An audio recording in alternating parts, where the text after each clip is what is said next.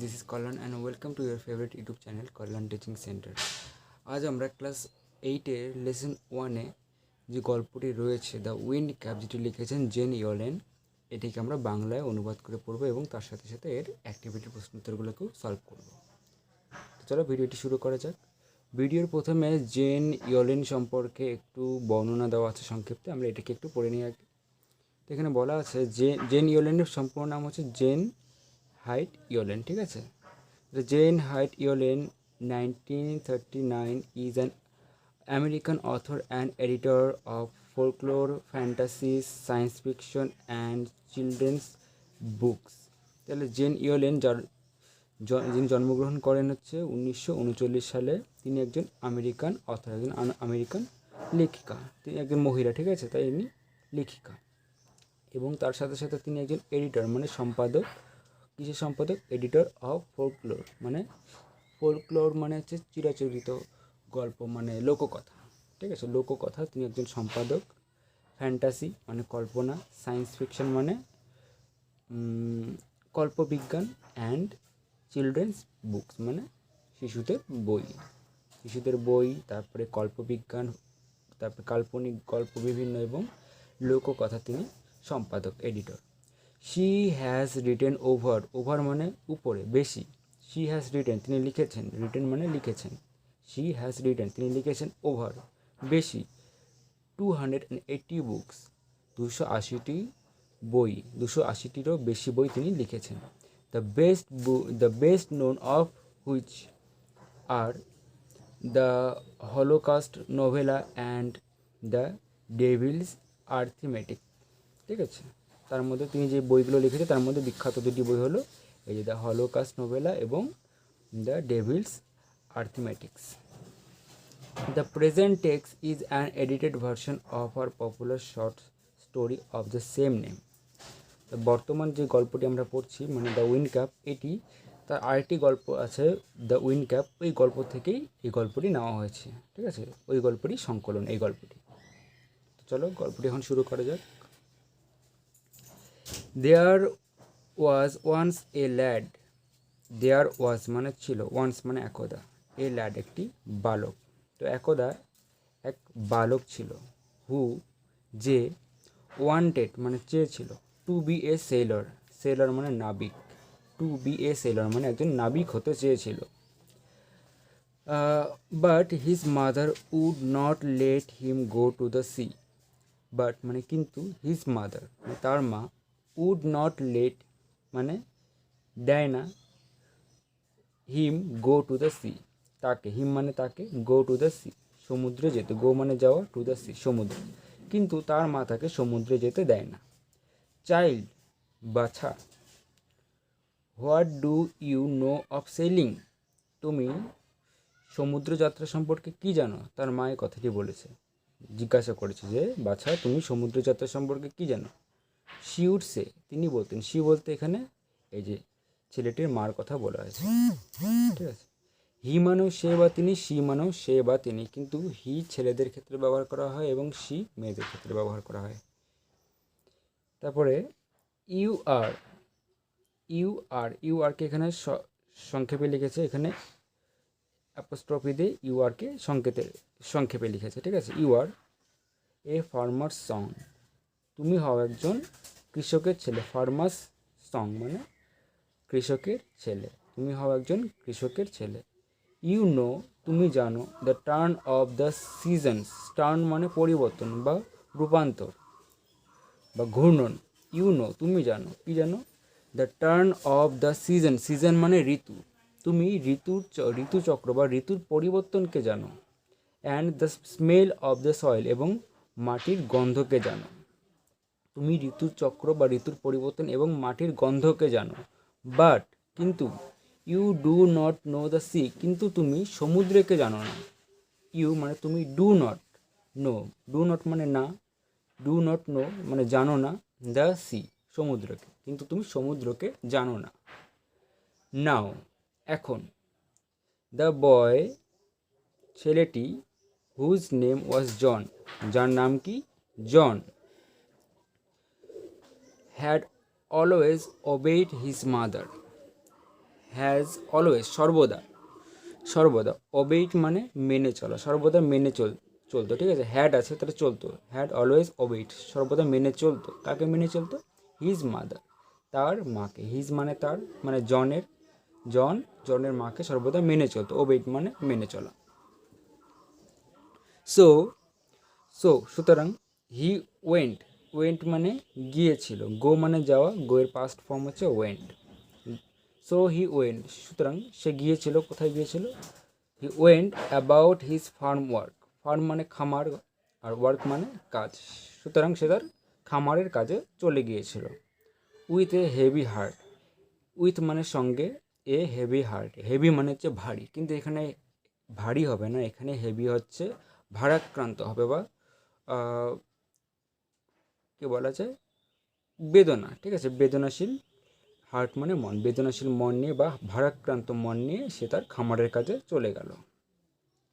But কিন্তু did not again mention the sea, mention মানে উল্লেখ করা বা বলা। Did not again, did not মানে করেনি, ডিড নট করেনি, অ্যাগেন আবার, মেনশন দ্য সি, মেনশন মানে উল্লেখ করা, দ্য সি সমুদ্রকে, কিন্তু সে আর একবারও সমুদ্রের কথা উল্লেখ করেনি। ওয়ান ডে, একদিন, he had been walking, walk মানে হচ্ছে হাঁটা, তো হি হ্যাড বিন ওয়াকিং সে হাঁটছিল, বিহাইন্ড দ্য প্লাউ, প্লাউ মানে হচ্ছে লাঙল, বিহাইন্ড মানে পিছনে, তো একদিন সে একটি লাঙলের পিছে পিছে হাঁটছিল।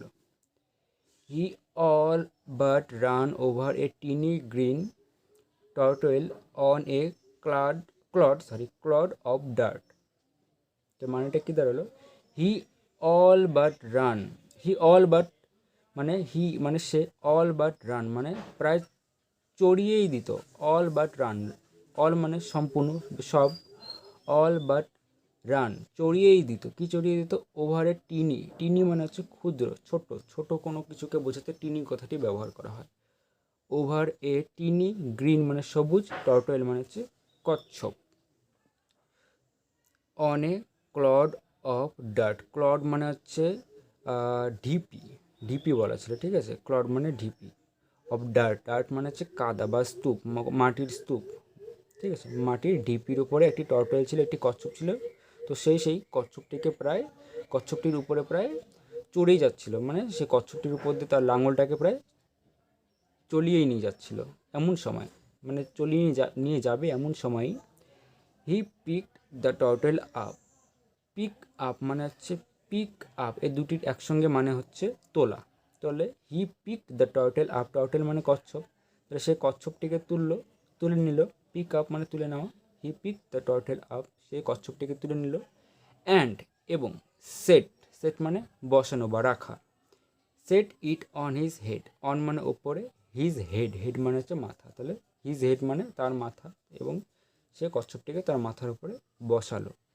হোয়ার যেখানে, হি নিউ সে জানতো, ইট উড বি সেফ এটি সুরক্ষিত থাকবে, সেফ মানে সুরক্ষা, ঠিক আছে, ইট উড বি সেফ এটি সুরক্ষিত হবে বা সুরক্ষিত থাকবে।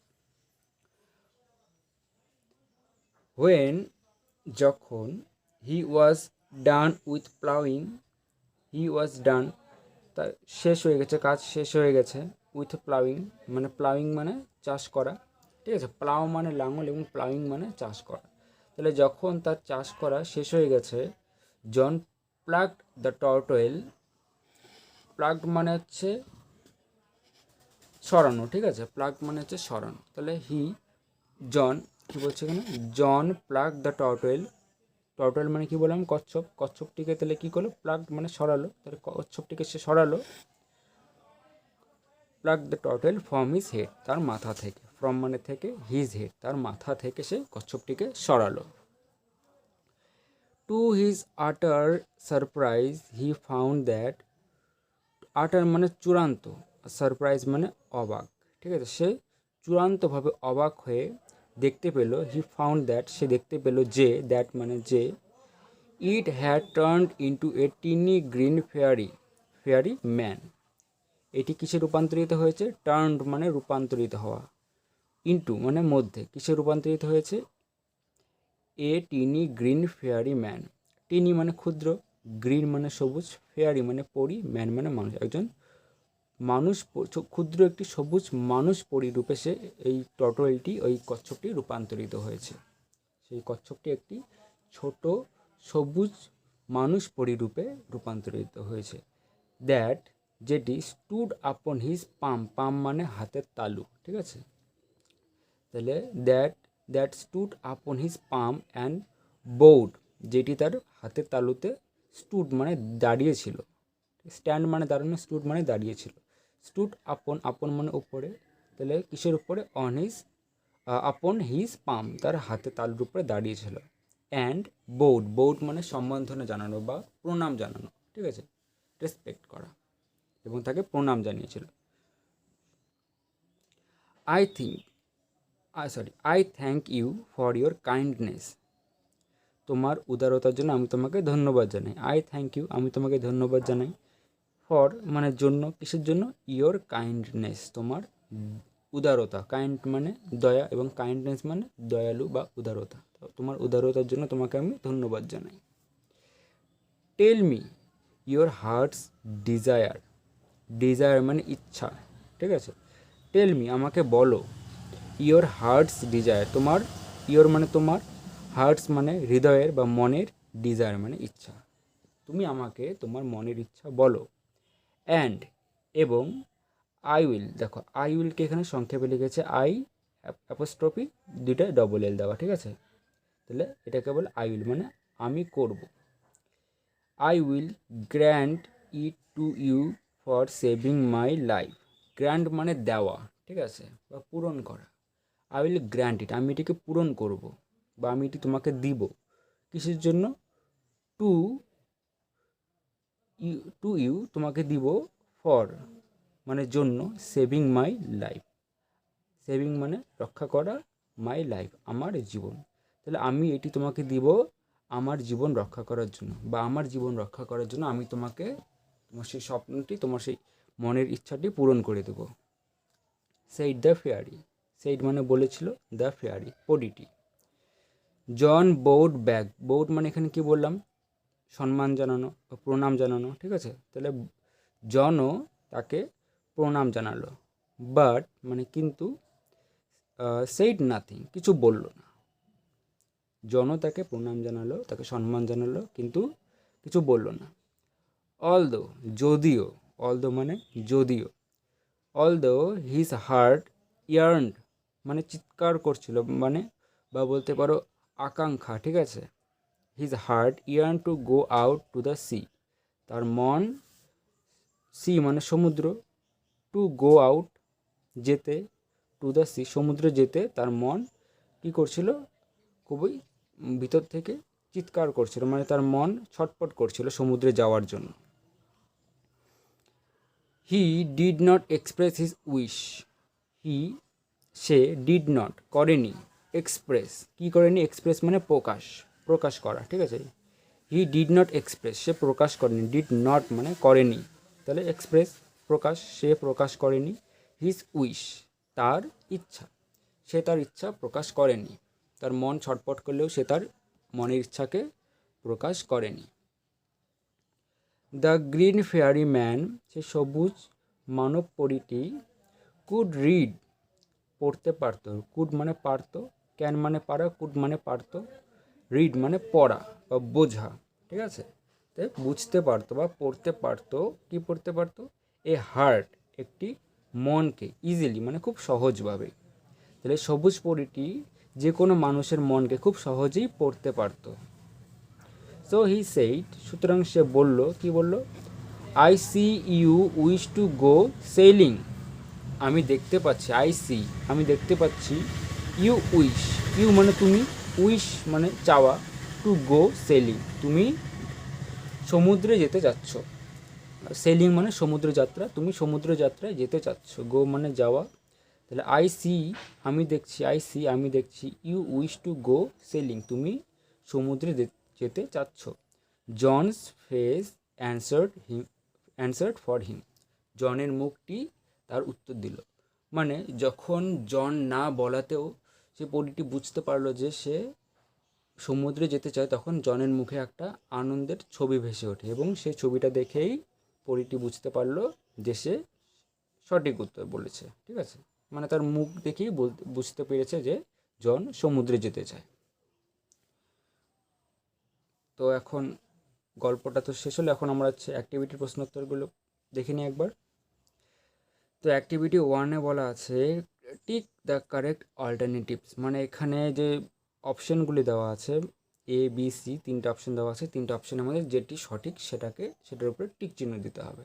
তো প্রথম প্রশ্নে বলা আছে দ্য ল্যাড, মানে বালকটি, হ্যাড ওয়ান্টেড টু বি, হতে চেয়েছিল, ওয়ান্টেড চেয়েছিল, টু বি হতে, তাহলে বালকটি হতে চেয়েছিল, কি হতে চেয়েছিল? এ মানে একজন ডক্টর মানে ডাক্তার, নাকি স্পোর্টসম্যান মানে খেলোয়াড়, নাকি সেইলার মানে নাবিক।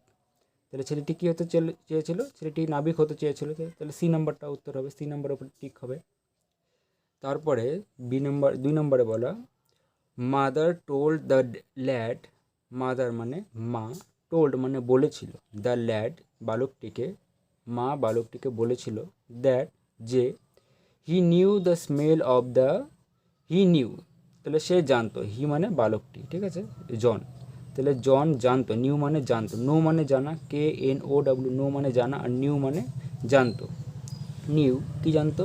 দ্য স্মেল অফ, স্মেল মানে গন্ধ, কিসের গন্ধ?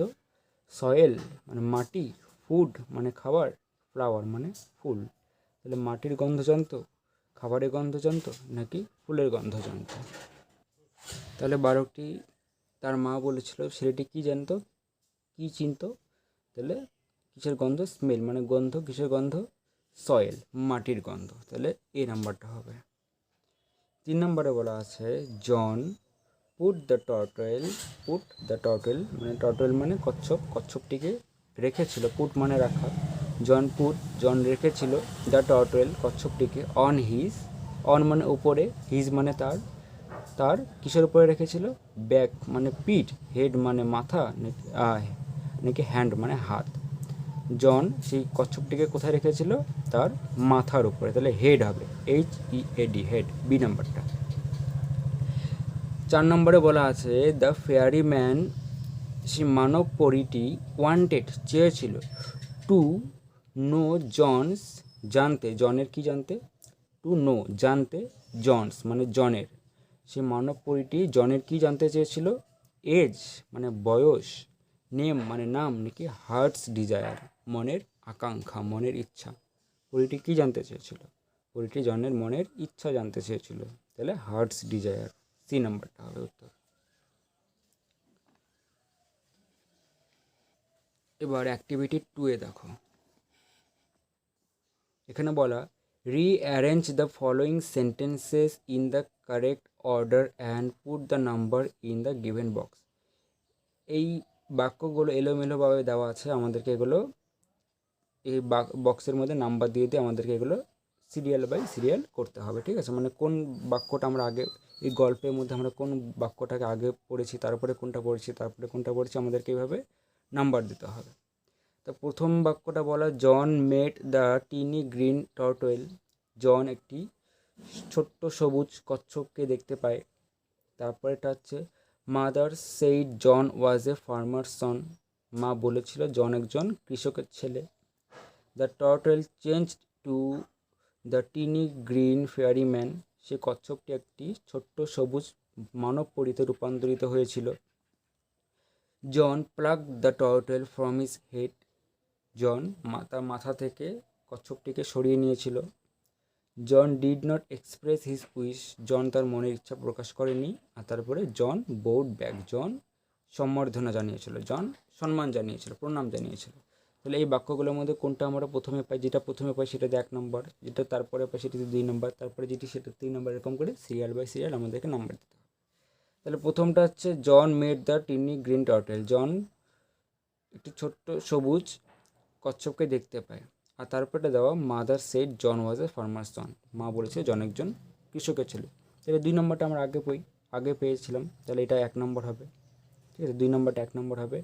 আর তারপরে আমরা এই কচ্ছপের কথা জানতে পাই, জন যে কচ্ছপকে দেখতে পাই, তারপরে আমরা এই কথাটা জানতে পাই, তাহলে এটা 2 নম্বর হবে। মানে 2 নম্বরটা 1 নম্বর হবে আর 1 নম্বরটা 2 নম্বর হবে, বোঝা গেল। তারপরে 3 নম্বর বলছে the turtle change to the tiny green fairy man, সে কচ্ছপটি একটি সবুজ মানব পরীতে রূপান্তরিত হয়েছিল। আর 4 নম্বরে the John pluck the turtle from his head, John তার মাথা থেকে কচ্ছপটিকে সরিয়েছিল। তাহলে আগে জন কচ্ছপটিকে মাথা থেকে সরিয়েছিল, তারপরে সেই কচ্ছপটি মানব পরীতে রূপান্তরিত হয়েছিল। তাহলে এটা আগে পেয়েছিলাম, তারপরে এটা, তাহলে এইটা হবে 3 নম্বর আর এটা হবে 4 নম্বর।